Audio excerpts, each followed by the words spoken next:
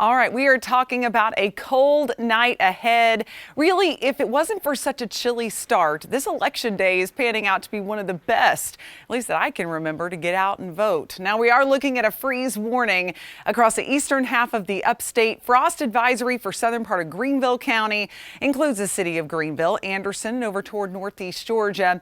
Basically, we're all going to be looking at temperatures in the mid to low 30s, which is going to be dangerous for pets outside. It's going to be dangerous for plants. So just keep that in mind for later on tonight, early tomorrow morning, and keep it in mind if you plan to get out and vote early, because temperatures will be in the low to mid 30s, right around 60 as we get to the lunch hour. So much more reasonable as we hit noon. But then by 5 o'clock, basically just into the low 60s. We're really not going to warm up a whole lot beyond that. It's going to be cooler than normal for this time of year. In western North Carolina, freezing temperatures early on. So make sure you have that bona fide winter coat if you're heading out to vote early on. But then in the afternoon, you'll be able to shed that a little bit with temperatures in the 50s, but still probably wanting the long sleeves across western North Carolina.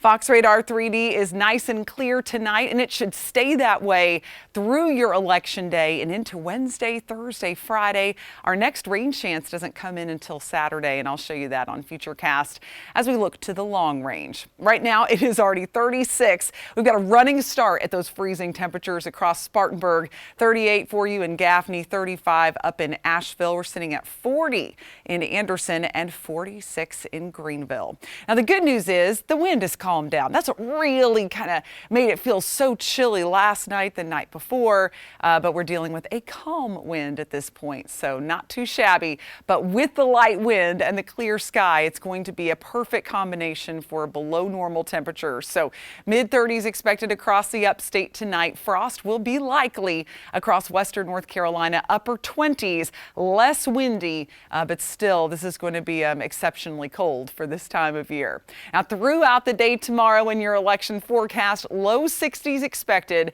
This is a few degrees below normal for this time of year, but with the sunshine, should feel pretty good. Won't be too breezy out. So if you do plan to vote during your lunch hour or maybe late afternoon after you get off work, it should feel pretty good. But then notice temperatures drop pretty fast towards 7 o'clock during the evening. So as we rate the day on the Carolina Sky Meter, I would go all the way, but we're going with a 9 since we've got freezing temperatures in the morning, but the afternoon is going to be really nice for fall. And notice on Fox Radar 3D, zoomed out here, we put it in future mode. We're not seeing any rain. Going into Wednesday, it is completely clear, not even a cloud in the sky. But by the time we hit Thursday, we'll notice some extra clouds. System rolls through Friday. We're going to have some clouds around as well. But the shower activity doesn't start to pick up until we get into Saturday. Some moisture is going to start to move in from the east, and it's just going to be basically making for a more ripe scenario for scattered light showers. But no thunderstorms are expected, no widespread rain. So for your afternoon and evening plans on Saturday, I don't think you have to worry too much about a washout, but just keep in mind this weekend does not look as dry as this past weekend, even though we did get that little brief shower on Sunday morning across the upstate especially. All right, now let's take a look at the tropics. This is one that's going to make some major headlines, especially for those in Nicaragua. A major hurricane in Eta that is going to be making landfall here shortly. It's a Category 4, but could be a Category 5 just before it moves on shore. Now, one of the reasons we're watching this one closely is because of the fact that it's going to be moving inland. Look at that, Cat 5, right before it makes landfall, and then it goes inland, but then it makes this U-turn. It's going to be steered by the upper level winds back into the Caribbean and then be a tropical storm at some point on Saturday. After that, it's really in question what's going to happen. Some of the computer models try to take it up into the Gulf of Mexico, try to move it toward Cuba, toward Florida. You know how it goes. When we're more than 5 or 6 days out, it's very difficult to say, but there is a chance that this storm could regenerate and actually move back into the Gulf. And we're talking about November. Usually things start to really wind down at this point when it comes to the tropics, but we're still technically in hurricane season at this point until November 30th.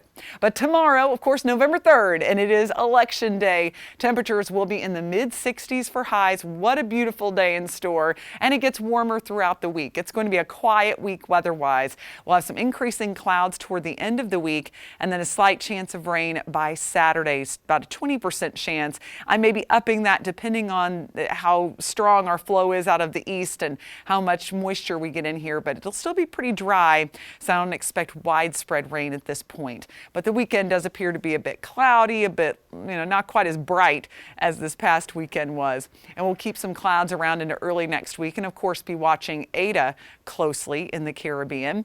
For Election Day in the mountains, highs in the low 60s, and then we'll be back into the upper 60s by the end of the week.